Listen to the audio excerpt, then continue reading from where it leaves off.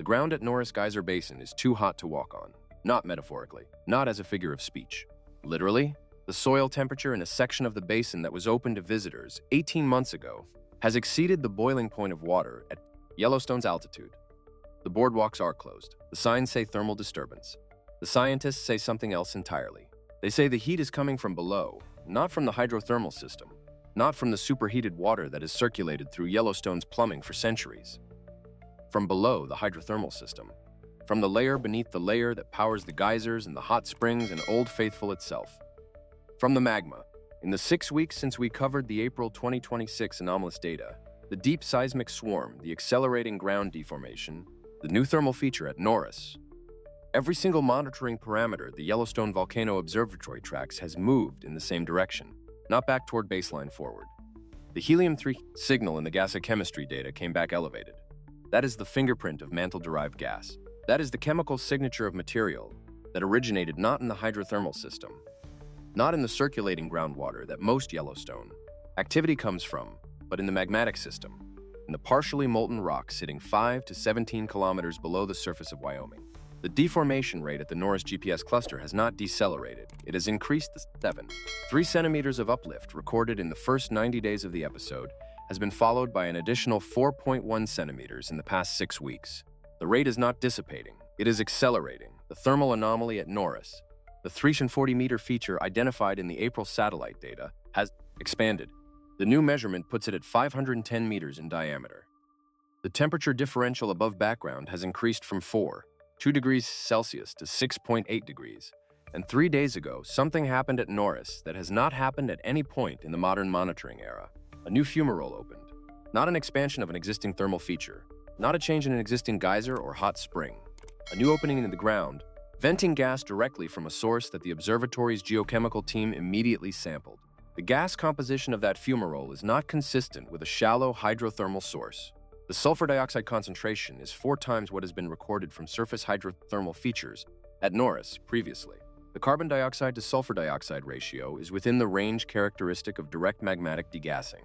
The magma is communicating with the surface, not through kilometers of hydrothermal plumbing, directly, through a new crack in the crust above it, opened by the pressure building from below. That is what the instruments are showing tonight. That is what the scientists are looking at. And that is why the Yellowstone Volcano Observatory has, for the first time in its institutional history, raised the Yellowstone alert level from green to yellow, aviation color code yellow, ground alert advisory, using language in its official statement that includes a phrase it has never previously published in an advisory. Magmatic contribution to observed surface activity cannot be excluded. Cannot be excluded. That is the language of a scientific institution saying, in the most carefully calibrated words available to it, that what is happening at Yellowstone right now is no longer explained by the hydrothermal system alone. Tonight on Project Nightwatch, we are going to walk through every piece of that new data. We are going to explain what the alert level means and what it doesn't. We are going to tell you exactly what the next escalation looks like, what the scientists are watching for, and what the range of outcomes, from the probable to the historically precedented to the genuinely catastrophic, actually is. We do not do panic here. We do not do dismissal. We do the work. Hit like and subscribe if you're here for the truth, exactly as the instruments are recording it. Tell me in the comments where you're watching from tonight. And tell me this, when a government agency uses the phrase, cannot be excluded about magma at Yellowstone, do you think they're being honest enough? Drop that in the comments. The United States Geological Survey uses a 4-color alert system for volcanic hazards: green, yellow, orange, red. Most people who follow Yellowstone know that the alert level has been green, the lowest category, for the entirety of the modern monitoring era. It has never been raised, not during the 2007-2008 uplift episode, not during the 2003 Norris thermal disturbance, not during any of the significant unrest episodes that have occurred since systematic monitoring began, until 3 days ago. The current level is yellow. Before we talk about what that means, let me be precise about what it does not mean. Yellow does not mean eruption is imminent. Yellow does not mean evacuation is being considered. Yellow does not mean the worst-case scenario has become the most likely scenario. What yellow means, in the USGS's own formal definition, is this: a volcano is exhibiting signs of elevated unrest above known background levels, or, after a change from a higher level, that volcanic activity has decreased significantly, but continues to be closely monitored for possible renewed increase. elevated unrest above known background levels. The key phrase there is known background levels. The observatory has 40 years of systematic monitoring data for Yellowstone. It has established what background looks like across every parameter it tracks. It knows what normal deep seismicity rates look like. It knows what normal deformation rates look like. It knows what normal gas chemistry ratios look like. What the instruments are showing right now is not normal. It is not within the range of variation that characterizes the monitoring record. It is above it, and moving further above it rather than returning toward it. That is what justified the alert level change. Not a single dramatic event, not a precursory explosion, not a visible surface eruption. The slow, sustained, multi-parameter departure from everything the monitoring network has established as background behavior. The alert system exists for exactly this situation. For the moment when the accumulating evidence across independent monitoring streams reaches a threshold that formal institutional language is required to communicate. That threshold has been crossed. And the question that every volcanologist in the United States is asking right now, the question the data is forcing onto the table, whether the scientific community is ready to answer it or not, is which direction the system moves from here. Yellow is not the end of the scale. It is the second rung of a four-rung ladder. The rungs above it have names. And understanding what those names mean, what data would justify moving to them, is the only way to understand what we are actually watching. Was the April anomaly the beginning of a sequence that is now escalating? Or is yellow the ceiling, the point at which the system stabilizes and begins its long return to baseline? The instruments will tell us, and tonight, we start reading them. When we covered the April anomaly 6 weeks ago, one of the key pieces of data we said to watch for was the helium isotope ratio from the gas chemistry sampling that had been intensified at Norris Basin. That data is in.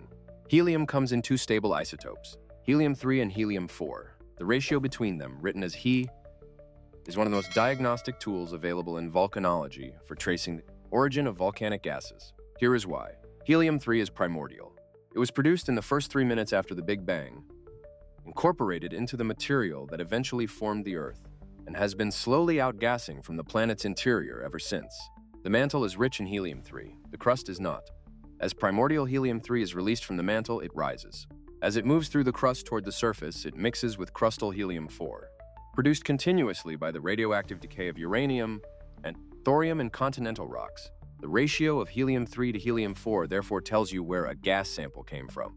A high ratio, close to the mantle value, means the gas originated deep in mantle-derived material. A low ratio, close to the crustal value, means the gas spent most of its journey in the crust, mixing with radiogenic helium-4, losing its mantle signature.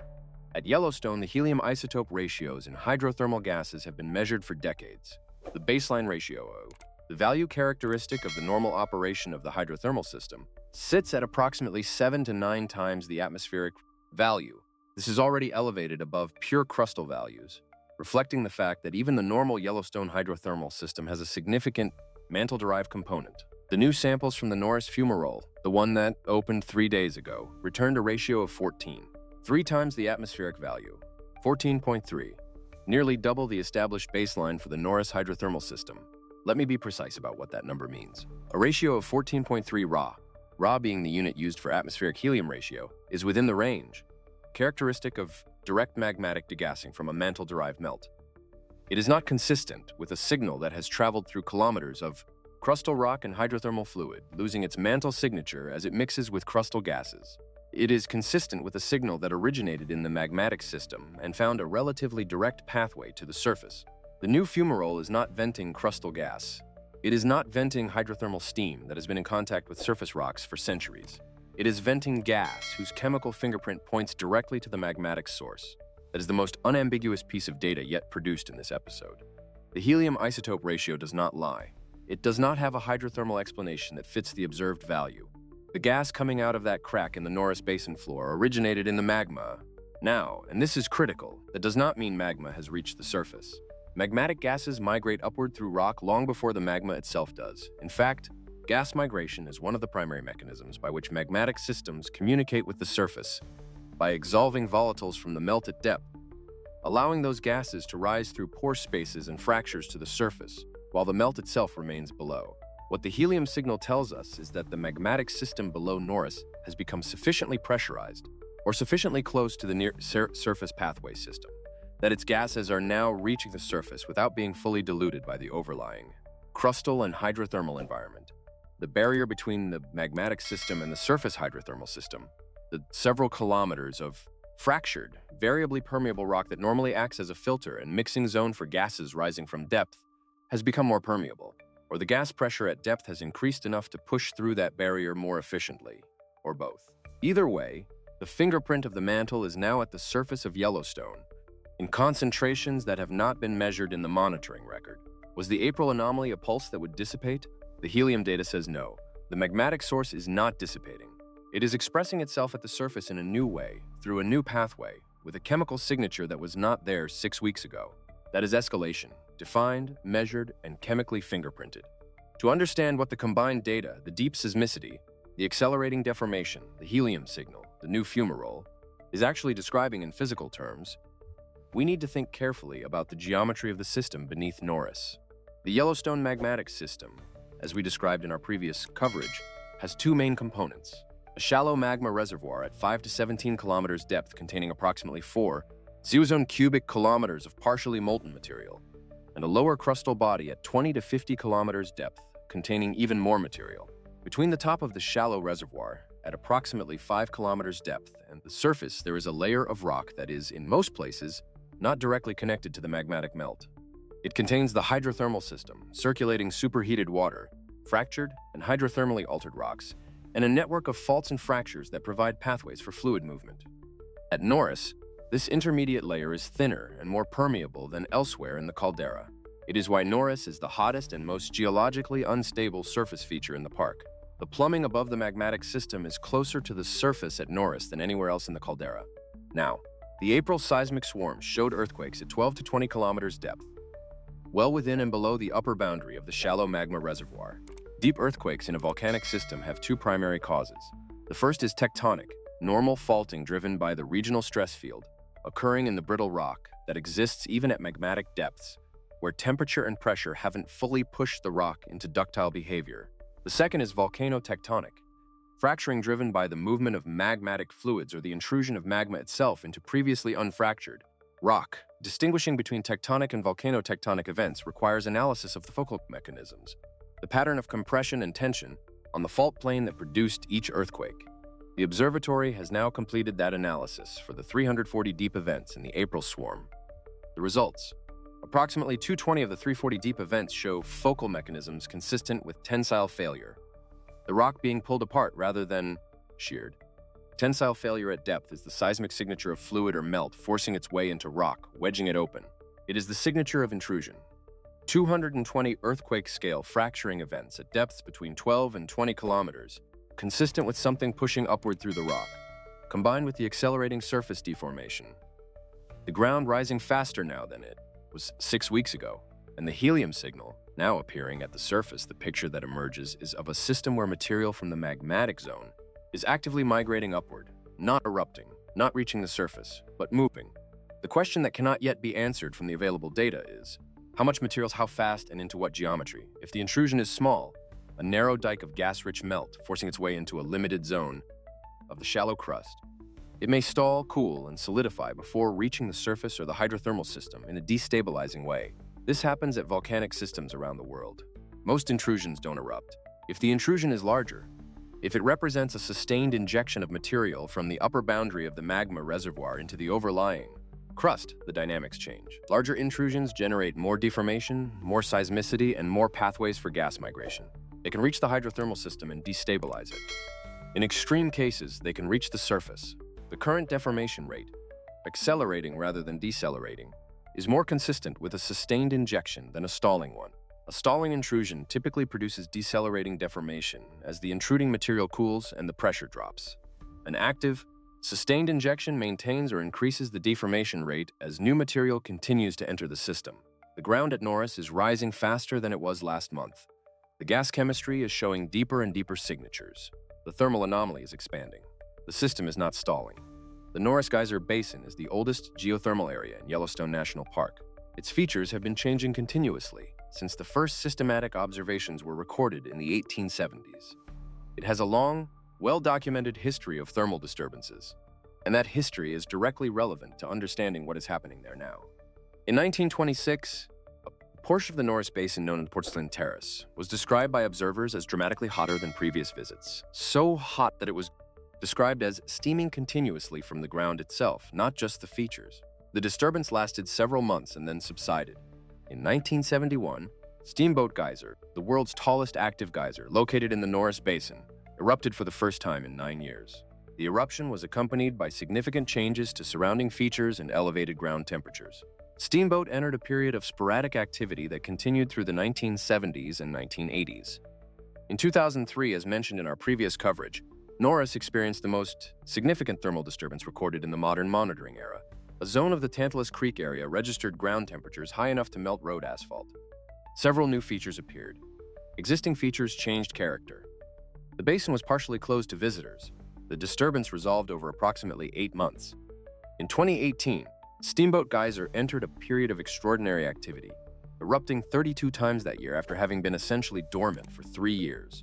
Scientists linked the activity to a hydrothermal disturbance in the Norris area that was accompanied by elevated seismicity and minor ground deformation. The episode resolved by 2021 as Steamboat's eruption frequency declined. Each of these episodes, and there are others in the record, represents a period when the Norris Basin was expressing elevated heat and fluid flux from below. Each of them resolved, none of them escalated to eruptive activity, but each of them was driven primarily by hydrothermal processes, changes in the circulation of superheated water through the existing plumbing system, changes in flow paths, pressure, and heat distribution within a system fundamentally driven by groundwater interacting with a deep heat source. The current episode is different in a way that has not characterized any of those previous disturbances. The helium signal is different. The 14.3 raw ratio does not appear in the records of previous Norris disturbances. The gas chemistry from the 2003 episode, the most severe in the modern monitoring era, remained consistent with hydrothermal sources throughout the disturbance. The depth of the seismicity is different. Previous Norris disturbances produced seismicity concentrated in the 2 to 8 kilometer range, the hydrothermal zone. The current swarm's deep component at 12 to 20 kilometers places it below the hydrothermal system entirely and within the zone of the magmatic reservoir. The focal mechanisms are different. The tensile failure signature in the deep events has not been reported in the analysis of previous Norris swarms. The current episode shares the surface expression of previous Norris disturbances. Elevated temperatures, new features, ground uplift, but the subsurface signals driving those surface expressions are qualitatively different from what has driven them before. That difference is what the alert level change is communicating. It is not communicating that Yellowstone is about to erupt.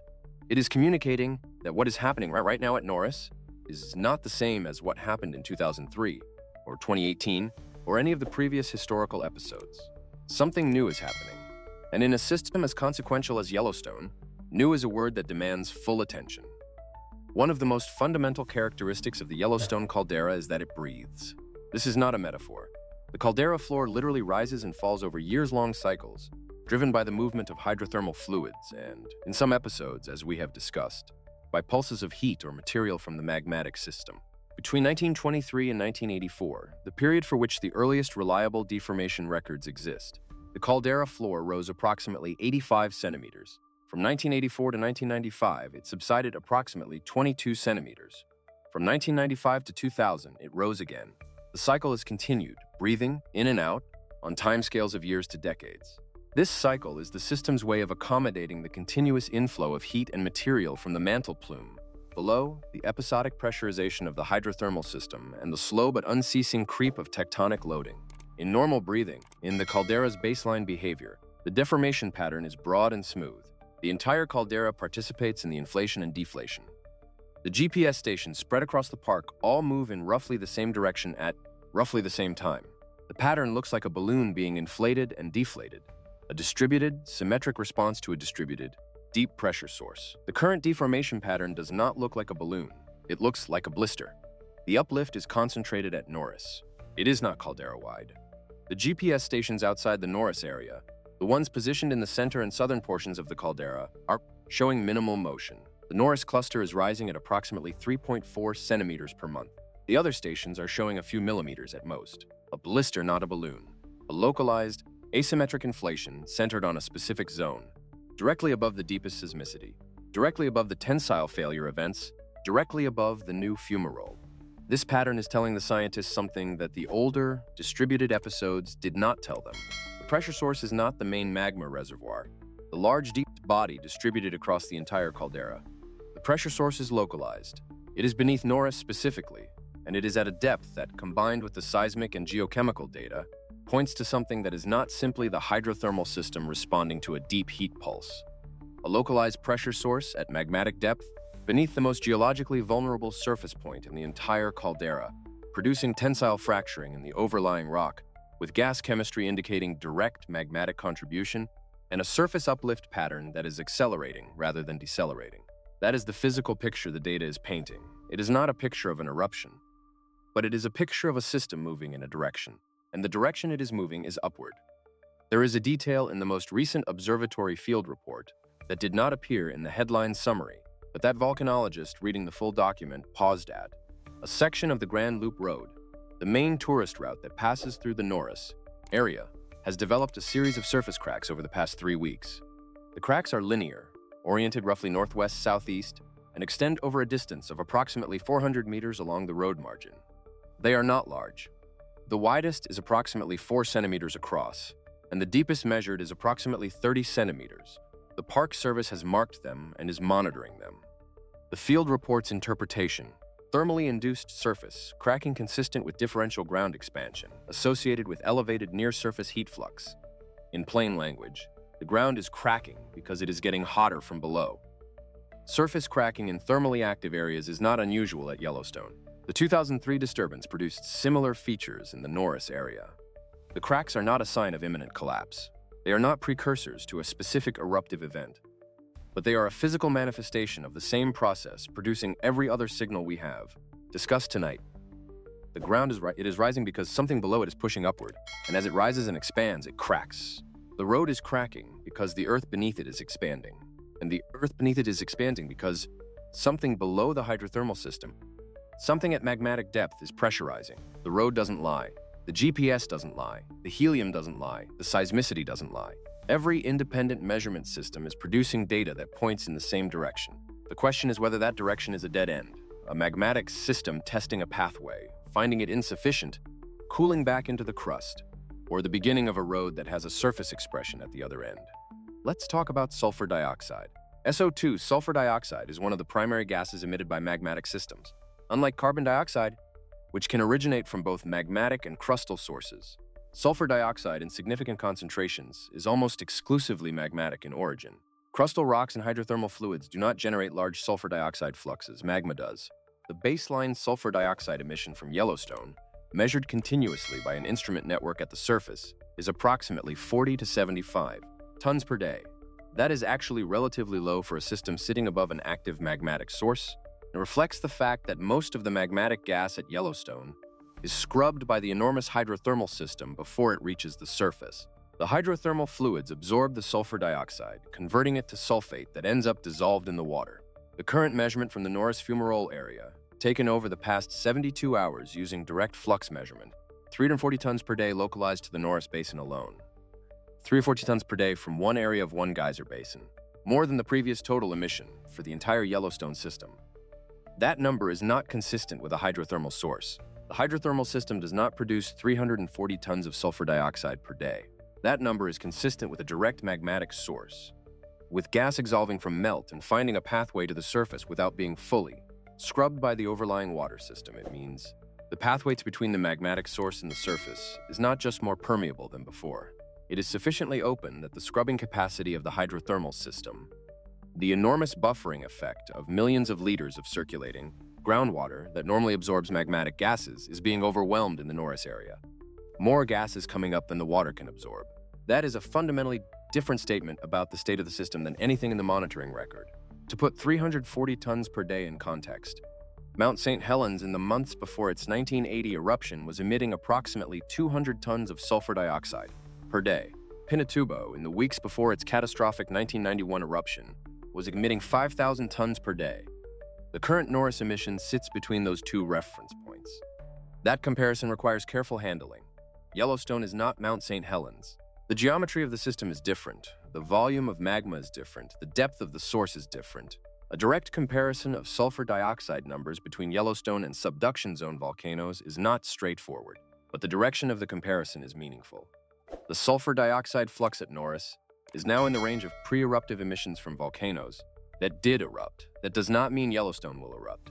It means the gas flux from the magmatic source has reached a level that, at other volcanic systems in the historical record, has sometimes been followed by eruptive activity. The observatory's formal position is that the sulfur dioxide number is being closely monitored and that its source and trend will inform evolution of the alert level assessment. That is the careful institutional language.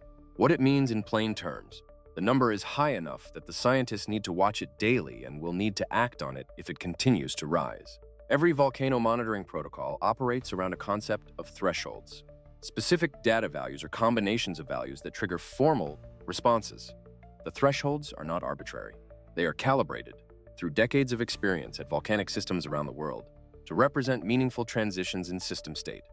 For Yellowstone specifically, there are 3 data thresholds that the observatory's internal assessment framework uses to evaluate escalation of the alert level. I want to walk through each of them, where the current data sits relative to each threshold and what crossing each one would mean. The first threshold is deformation rate.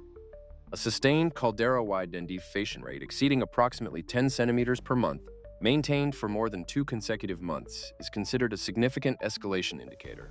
The current localized Norris deformation is running at 3.4 centimeters per month, well below the threshold, but it is localized rather than caldera-wide, and it is accelerating rather than holding steady. If the current rate doubles over the next 4 to 6 weeks, the local signal would approach the threshold even without caldera-wide participation. And if the localized intrusion continues to develop, caldera-wide involvement typically follows as the stress field propagates outward.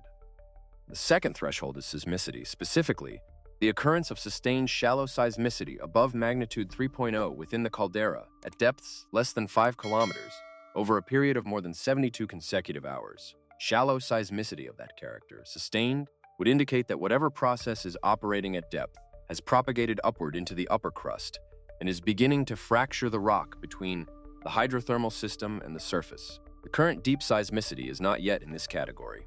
The shallow seismicity remains within normal background levels.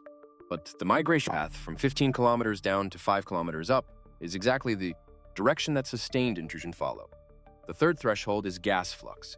A sulfur dioxide emission sustained above 1.0 tons per day from the Yellowstone system as a whole would trigger immediate escalation of the alert level to orange. The current Norris localized measurement of 340 tons per day represents approximately 1/3 of that threshold. If the trend continues, if the flux doubles or triples over the next 2 to 4 weeks, consistent with the trajectory of the deformation and chemical data, the third threshold becomes reachable. Right now, Yellowstone sits below all 3 thresholds. The alert is yellow, not orange. The formal assessment remains that eruptive activity is not considered imminent. But all 3 threshold indicators are moving in the same direction. Not stationary, moving consistently across independent measurement systems over a period of weeks.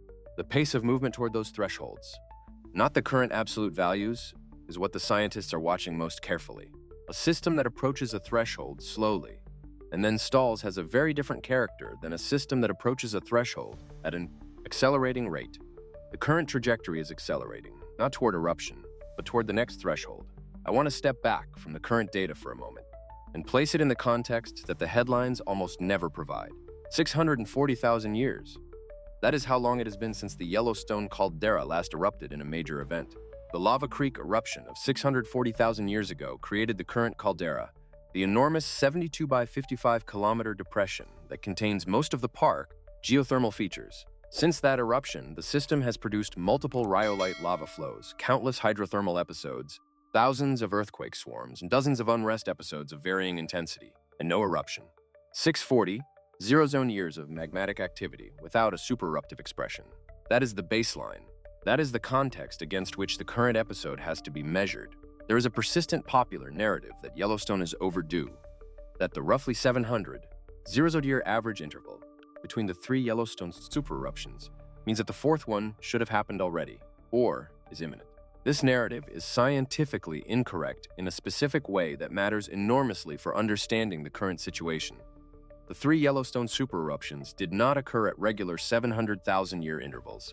They occurred at 2.1 million years, 1.3 million years, and 640,000 years ago, with gaps of 800,000 years and 660,000 years between them. The average is 730,000 years, but that average conceals significant variation. There is no geological clock ticking toward the next Yellowstone supereruption. There is no rhythm that makes the current moment special in terms of long-term eruptive probability.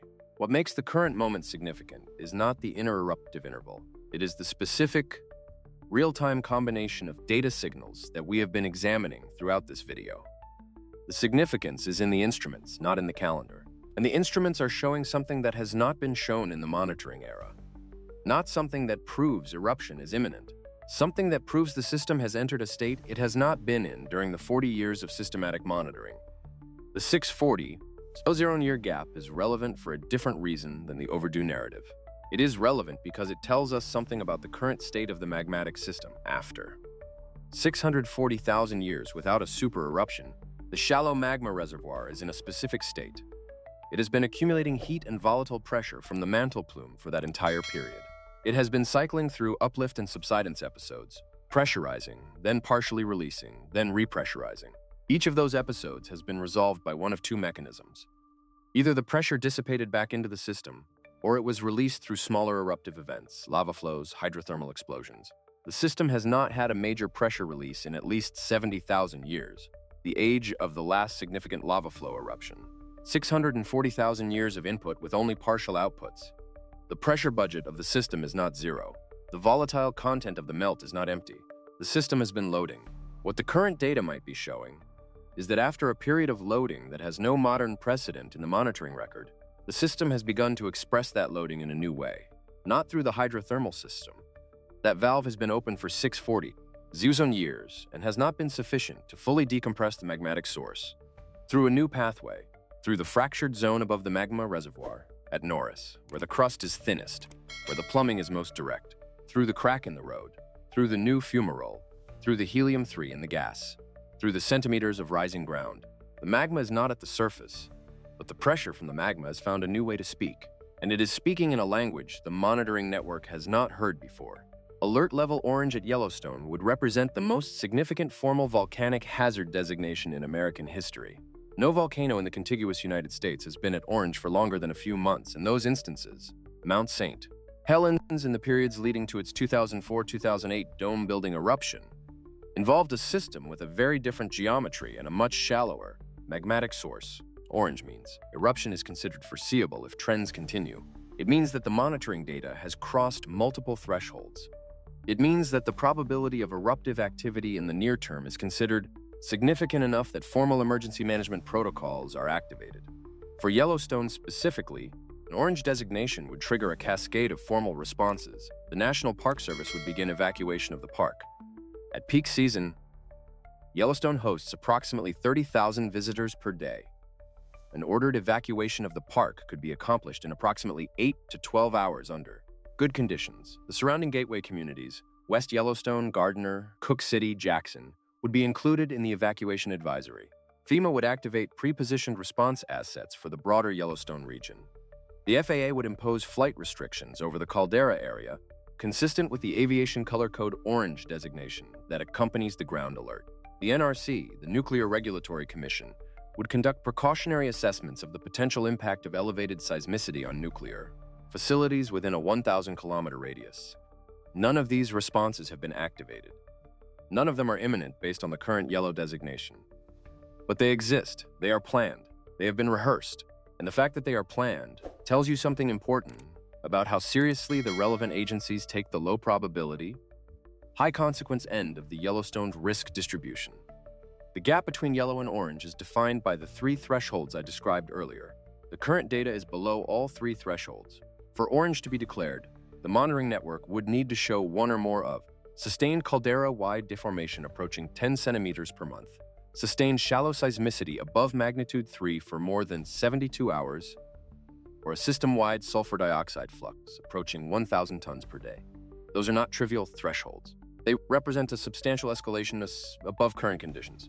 But they are thresholds that the current trajectory of the data could reach in weeks to months if the acceleration continues. Not certainly, not probably. but within the physical range of what the current system state could produce. That is the honest assessment.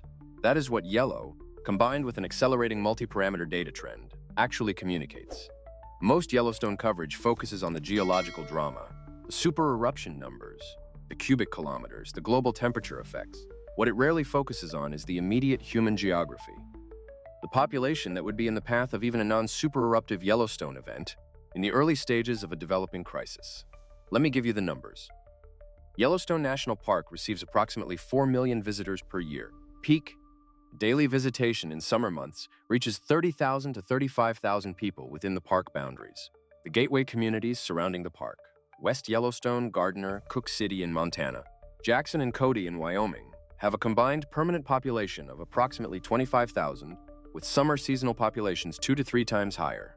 Bozeman, Montana, the nearest city of significant size, is approximately 145 kilometers from the Norris Basin. Its metropolitan population is approximately 120,000.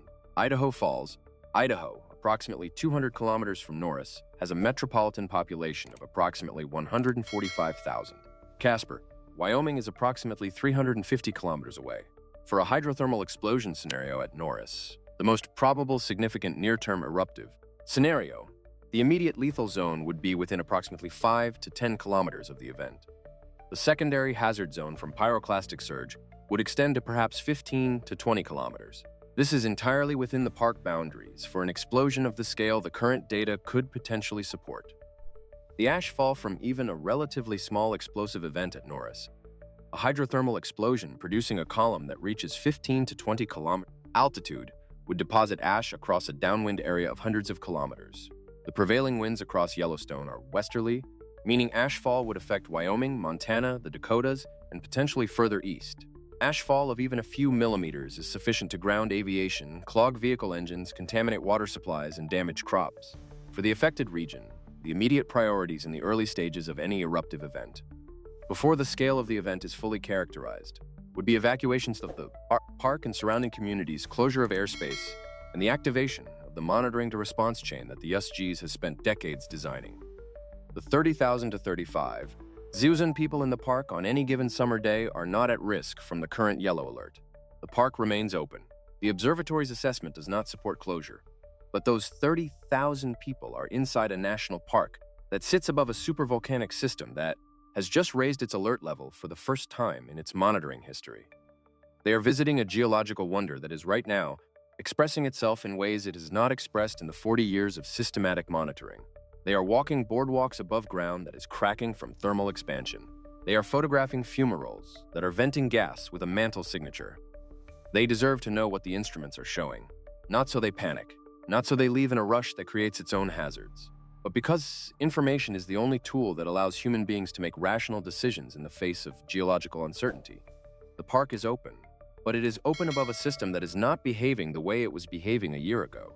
In 2011, a paper was published in the Journal of Volcanology and Geothermal Research by a team of researchers at the University of Utah and the USGS. The paper was titled, in the careful language of peer-reviewed science, something along the lines of Seismic Evidence for Partial Melt Migration Beneath the Norris Geyser Basin, Yellowstone Caldera. The paper argued, based on a detailed reanalysis of seismic velocity data from the monitoring network, that there was a zone of anomalously low seismic velocity in the crust directly beneath the Norris Basin, at depths between 8 and 14 kilometers. Low seismic velocity is a signature of hot, partially molten material. The authors interpreted this zone as a region where melt from the shallow magma reservoir had migrated into a previously unmapped pocket of partial melt closer to the surface than the main reservoir, a magmatic outpost, as it were, extending the reach of the magmatic system upward beneath Norris. The paper received modest attention at the time. It was cited in subsequent tomography studies. Its implications were discussed in the volcanological community, but it was not widely treated as a finding that changed the understanding of near-term Yellowstone hazard. Because in 2011, the surface data at Norris was not showing any of the signals that are showing now.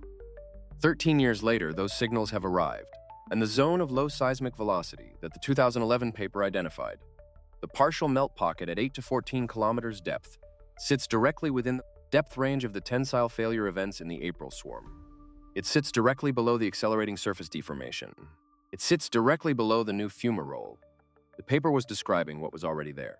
The current data is describing what that pre-existing feature is now doing. The scientists who wrote that paper were right. The partial melt is there. It was always there. What is new is not its existence. What is new is its behavior. Something has changed in the magmatic system that is causing that pocket of partial melt to interact more actively with the overlying crust than it, as in the monitoring period. The pressure from below, from the main magma reservoir, and from the mantle plume beneath it, has changed in a way that is pushing the Norris partial melt zone into a more active state. The observatory is now conducting an updated seismic tomography analysis using the April swarm data to produce a new higher resolution image of the crustal structure beneath Norris. The results of that analysis are expected in the next 4 to 6 weeks. When that analysis is published, it will either confirm the current data's implication that the Norris partial melt zone has expanded or its melt fraction has increased, or it will show that the seismic structure is unchanged and the surface signals are being driven by a shallower process. That result will be one of the most consequential pieces of volcanological data produced at Yellowstone in a generation. By now you have the full picture of what the instruments are showing: the deep seismicity, the tensile fracturing, the accelerating deformation, the helium-3 signal, the sulfur dioxide flux, the new fumarole, the cracking road, the expanding thermal anomaly. And you have the context, the yellow alert level, the 3 thresholds that would trigger orange, the 640,000-year backdrop, the historical precedents that resolved without eruption. Let me walk through the 2 scenarios that will define the next 60 to 90 days. Scenario 1. System stabilizes. In this scenario, the magmatic intrusion that appears to be driving the current signal stalls in the shallow crust beneath Norris. The melt, or the gas-rich fluid at the leading edge of the intrusion, encounters rock that is too cold, too competent, too resistant to allow further upward propagation. The intrusion begins to cool. The pressure driving the deformation starts to dissipate. The GPS uplift rate decelerates over the coming weeks. The new fumarole continues to vent for some weeks or months as the pressurized gas trapped in the system bleeds off. The sulfur dioxide numbers gradually decrease as the gas source depletes. The helium signal returns toward the hydrothermal baseline as the magmatic contribution is exhausted. The seismicity slowly returns toward background. The thermal anomaly at Norris stabilizes and eventually begins to contract as the heat source at depth cools. The alert level drops from yellow back to green, probably within 3 to 6 months. The observatory publishes its analysis, a magmatic intrusion episode, a significant event, an important addition to the Yellowstone geological record. No eruption, no catastrophe. Yellowstone enters a period of relative quiet. The road cracks are repaired. The boardwalks reopen. The visitors return to the basin. And the system settles back into the patient, slow accumulation of heat and pressure that has characterized its behavior for the past 640,000 years. This is the most probable scenario. It is the outcome consistent with the majority of volcanic intrusion episodes globally. Most intrusions stall. Most periods of elevated volcanic unrest do not culminate in eruption. The base rate favors stabilization. Scenario 2. The system escalates. In this scenario, the intrusion does not stall. The pressure driving it from the main magma reservoir and the mantle plume below is sustained, or increases, and the intruding material continues to propagate upward through the crust. Over the next 4 to 8 weeks, the deformation rate continues to accelerate. The seismicity migrates shallower, from 15 kilometers to 10 to 5. The sulfur dioxide flux approaches and exceeds 1,000 tons per day. The helium signal intensifies. New fumaroles appear.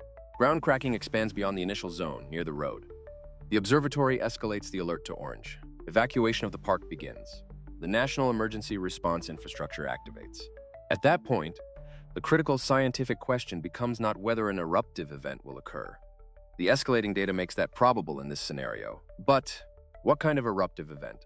The range in this scenario runs from a large hydrothermal explosion, locally catastrophic, regionally disruptive, not globally significant, to a rhyolite lava flow eruption with significant regional consequences, to, at the extreme low probability end, a larger event whose scale and consequences lie beyond anything in the historical record of human civilization. The current data does not point to the extreme end of that range. The melt fraction in the shallow reservoir is not at eruption-enabling levels. The roof rock above the reservoir is not showing signs of catastrophic failure. The intrusion is, as best as can be determined from the available data, small relative to the total reservoir volume. But if this scenario unfolds, if the intrusion continues rather than stalls, the trajectory will become clearer. The data will sharpen. The uncertainty range will narrow. And the scientists, the agencies, and the public will have information that is better than anything that exists today. That is the nature of the monitoring system. It is designed to provide increasing clarity as events develop, not to predict the future from a single moment. To read the trend, watch the thresholds, and communicate clearly as the system reveals its intentions. Was the April anomaly the beginning of an episode that will resolve in Scenario 1 or Scenario 2? The next 60 days will begin to answer that question. And this channel will be here for every data point. I want to end with something that is genuinely difficult, and that most coverage of this topic avoids entirely. What do you, as a person watching this video, do with the information that Yellowstone has raised its alert level, that the instruments are showing signals that have not been seen in the monitoring era, that the two scenarios both remain genuinely possible? The wrong answer is panic. Panic is not a response to uncertainty. It is a surrender to it. The data does not justify panic. The most probable scenario is stabilization. The current alert level is yellow, not orange, not red. The observatory's formal assessment does not describe eruptive activity as imminent. The wrong answer is also dismissal. The signal is real. The alert level change is real. The helium-3 ratio is real. The sulfur dioxide number is real. The tensile failure events at 15 kilometers depth are real. Dismissing the data because Yellowstone has been the subject of previous exaggerated coverage does not make the current data less significant. This channel does not dismiss signals. It reads them. The right answer is something harder. Informed attention without catastrophism. It means watching the data as it comes in. And we will cover every significant update on this channel. It means understanding the difference between yellow and orange, between an accelerating trend and a confirmed escalation, between a magmatic signal and an imminent eruption. It means holding the uncertainty without collapsing it, keeping both scenarios genuinely open in your mind rather than forcing a resolution that the evidence doesn't support. If you live in the greater Yellowstone region, informed attention means knowing your evacuation routes, not because evacuation is imminent, but because knowing them is always prudent in a region with active geological hazards. It means following official communications from the NPS and USGs rather than social media accounts that will amplify the most alarming interpretation of every data point. If you are planning to visit Yellowstone in the coming months, informed attention means following the park's official status page, which will reflect any changes in access based on the monitoring data. The park is open. The boardwalks at Norris that are currently closed are a small fraction of the park's accessible area. The geothermal features you came to see are still there. And for everyone watching this, whether you live in Wyoming or whether you are watching from the other side of the planet, informed attention means understanding that the Earth is not a stable platform. It is a dynamic, living system whose behavior on human timescales is punctuated by events that reshape the world. Most of those events are small, some of them are not. And the work of scientists who monitor active geological systems, who read the data, hold the uncertainty, and communicate honestly about what they know and what they don't, is some of the most consequential work being done anywhere on Earth. They are watching Yellowstone tonight. They were watching it when the data was green and quiet and unremarkable. They will watch it as the data evolves in the weeks and months to come, and so will we.